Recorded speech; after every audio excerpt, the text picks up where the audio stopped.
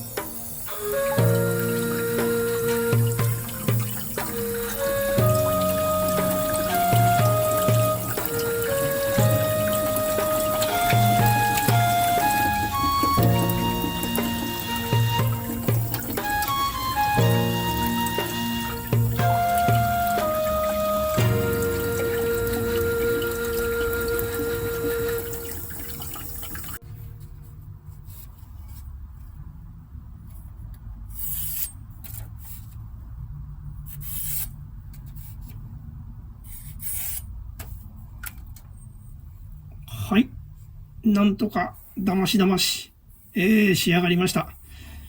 歪みが多いので、なかなかバランスを取るのが難しかったです。